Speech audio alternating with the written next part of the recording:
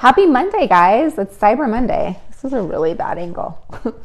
Anyways, happy Cyber Monday. I'm Alexandra. I'm founder of Life With Herpes. Hope you all had a really great Thanksgiving week, break, family. I don't know, whatever it is that you guys did. This is your opportunity to ask your questions when it comes to living with herpes, dealing with herpes, dating with herpes, anything to do with herpes. So this is your opportunity to ask your questions. I'm only able to go on here for a few minutes. I have an emergency call right after this, so I have to bounce. But this is your opportunity to ask your questions and whatever you want to know about dating with herpes, how to prevent outbreaks, what does it mean to have herpes, how do you know if you have herpes, all sorts of stuff like this. So I will do my best to get through all the questions. Sometimes that's not possible because I get hundreds of questions and I can't get through them all. Do I wear diapers? No, I don't wear diapers. I don't know why I would wear diapers. Having herpes has nothing to do with that, I guess. But I can see why maybe you'd ask that. I don't have blisters with my outbreaks. Is that normal? So yeah, that's a really good question about herpes outbreaks, blisters. Also, guys, thank you for the hearts. I see the hearts. I appreciate the hearts.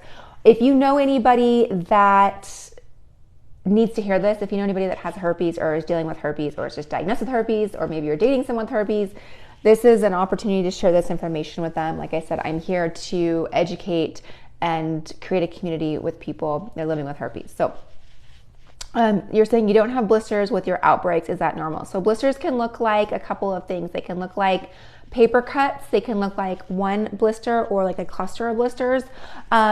Sometimes we can have prodrome symptoms, which we are most likely contagious. We don't know for sure on every single person. Prodrome are itchy, tingly sensations in the area that we are infective. And so it can feel kind of itchy or tingly, almost like a spider is walking on your skin.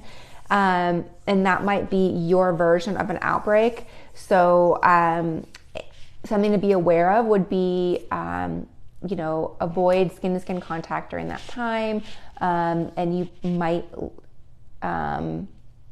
be contagious at that time. Have I had blisters in my life?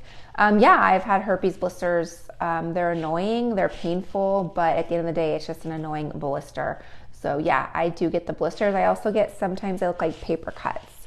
You're saying I look like AOC? Yeah, I've been told that a couple of times. I would say that she looks like me. Anyways, is it normal for you to wear diapers at 17 years old? No, it would not be normal. So I don't know what's going on with that. Are you meaning pads? I'm not sure exactly what you mean by that. Your ex had herpes and didn't bother to tell you. Yeah, that happens a lot. Not to defend your ex's case, your ex may not have known that he or she had herpes. But yeah, a lot of people don't disclose they have herpes. They just think that they don't need to disclose that. You have herpes on the tongue, so I would definitely look into that. A lot of times we misconstrue herpes lesions with canker sores. So canker sores and herpes are two different things. The canker sore is hereditary. We don't really know why we get canker sores. They can be stress related, so they can be brought on for similar reasons as herpes, but they are not the same thing. A lot of times canker sores are on the tongue, and herpes are more on the exterior of the mouth. So if you're saying you have them on your tongue, I would definitely get that swabbed next time you have outbreaks. Because a lot of times it's not very common to have it on your tongue. It's typically, the herpes virus prefers the like rim of your lip to your skin, your face, I don't know. It prefers that location. Is it possible to have herpes inside your mouth? Yes. Is it possible to have herpes really anywhere virtually on your body? Yes. But does the herpes virus prefer the lip and the genital region? Yes. So can it move? Can it travel? So it lives on our nerves. So it travels along our nerves. So a lot of times you'll hear people like, oh, it goes up into their nose. Like it can kind of like travel along the nerve, but it typically isn't going to like show up on your like arm. You know what I mean? So on your tongue is not as common. So I would definitely have that looked at if that's something that you're getting a lot of. Do you tell partners before you do it? When I was dating, I did. I absolutely disclosed prior to being intimate or wanting to be intimate with somebody. I absolutely disclosed, 100%.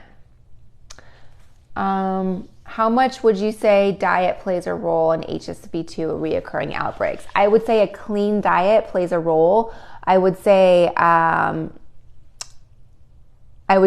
it can. I would say that there's certain foods that naturally suppress the virus, and there's certain foods that naturally increase the viral load, not viral load, but fuel the virus. So things like lysine, which you can take supplements of. Lysine helps block the replication of the herpes virus, and this is something that naturally can help fight it. So if you have high lysine diet or you add these supplements to your diet, it's going to naturally help your body fight the herpes virus. On the flip side, if you have lots of arginine in your diet, which is also an essential amino acid, things like coffee, things like chocolate, things like coconut, things like some nuts, peanuts, those are all very high in arginine. They actually fuel the herpes virus. So I would say that it's not that you can't eat those foods. I would say that you could probably negate it with a lysine supplement or eating high lysine foods. I eat a really clean diet. That's important to me. I want to feel good. And so I eat a really clean diet. When I don't eat healthy or I eat, heavy foods, I don't sleep as well. And then that has a trickle effect of giving me outbreaks. So for me, I would say diet does play a role. I would say more adrenaline stress plays a bigger role. When you're stressed out, that's what causes outbreaks. A lot of times if I'm sick, a lot of times I don't get outbreaks. Probably because I'm laying in bed and I'm not stressed. For me, it's definitely stress.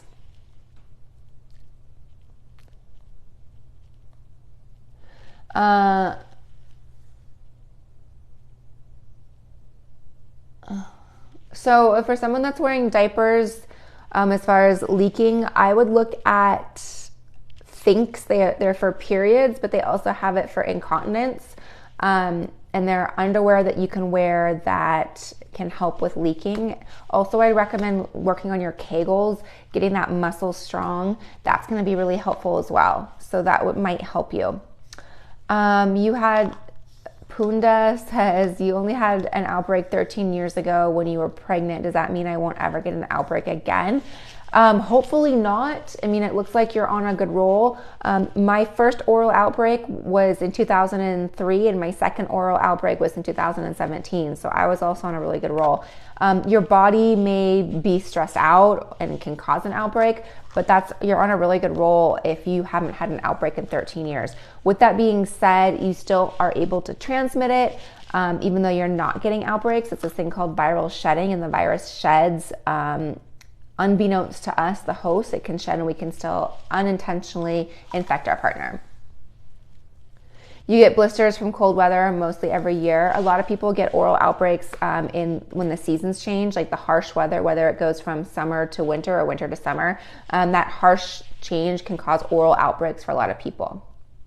What's the best way of telling a new partner? I would first ask yourself to look and see what are your intentions with this partner? Is it something that's casual? Is it something that is going to be a little bit, are you looking for a longer term, looking for more monogamous? I would say that really impacts how you're going to disclose. If it's something that's very casual, I would just get right to the point and let that person know, like, this is where I am, this is casual, this is what we're doing.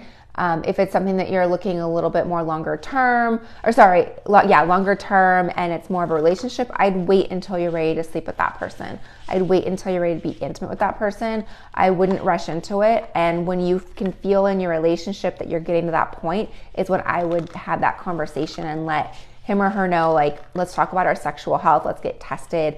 Let's talk about what we're going to do here. So that's how I would personally do it. I do have a toolkit that it talks about how to disclose to a partner. It is on Black Friday sale right now. I do have it linked for you in the bio. You can check it out. It's 20% off. It's linked. It walks you through, I think there's like 14 or 16 different videos that can walk you through whether it's a casual partner, a past partner, a future partner, different ways to disclose. There's some scripts in there for you to help get you through it. There's a lot of great information in there. So it is linked for you, and today's the last day of Black Friday sale. I'm gonna go through a few more questions because I have an emergency call I'm gonna jump on. For those of you like, what's an emergency call? It's a one-on-one call that I do, or I offer. So if you'd like to ever book an emergency call, you can go for it.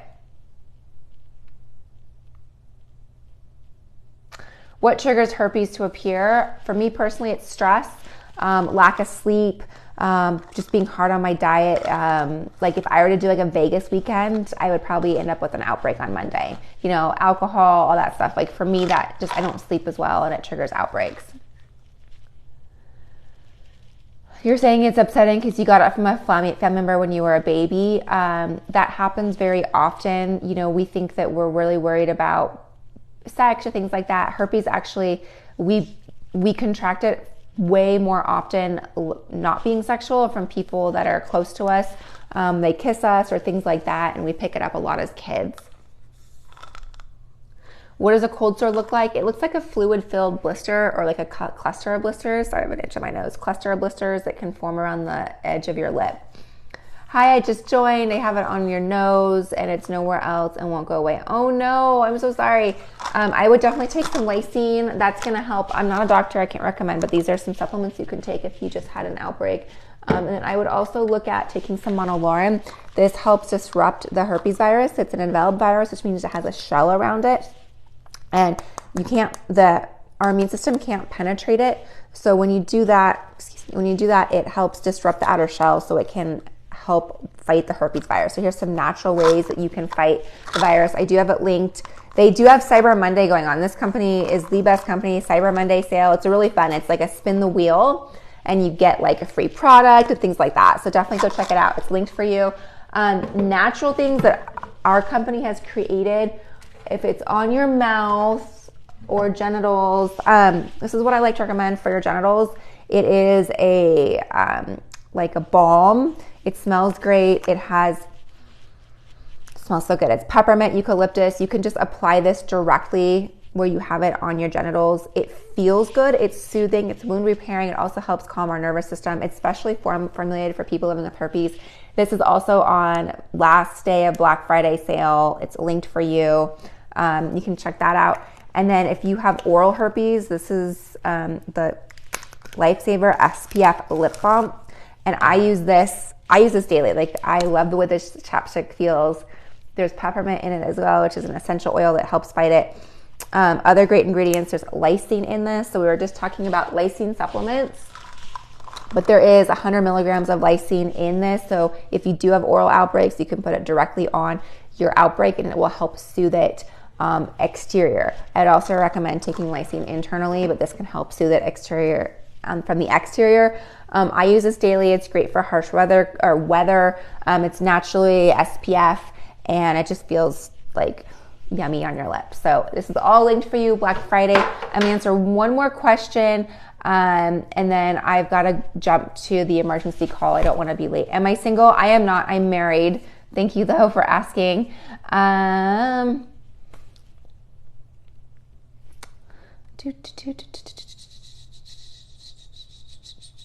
My ex-girlfriend had herpes and tried to blame it on me. I saw her journal a year later and she knew she had it. Yeah, there's a lot of people that do not disclose they have herpes. They just are not comfortable and they're extremely terrified of the rejection. We need to understand that they're not in a place of being competent or feeling like they can disclose that. With that being said, it's still not okay to do that. And this is our responsibility as well. We should ask people, let's go get tested. Let's see test results. Just saying, hey, are you good? Are you good to go? Doesn't really follow through and isn't really covering our bases. So it's just a good lesson to learn. Guys, thank you for the follows. Thank you for joining me this morning. I'm gonna do my best to go live later. I do my best to go live whenever I can just to be present with you. I'm here to educate, create a community. We do have an online community for people, and it really is a wonderful place for people living with herpes. All right, thank you so much. I'll do my best to go live later. Have an awesome, awesome, awesome day, guys. I appreciate you all.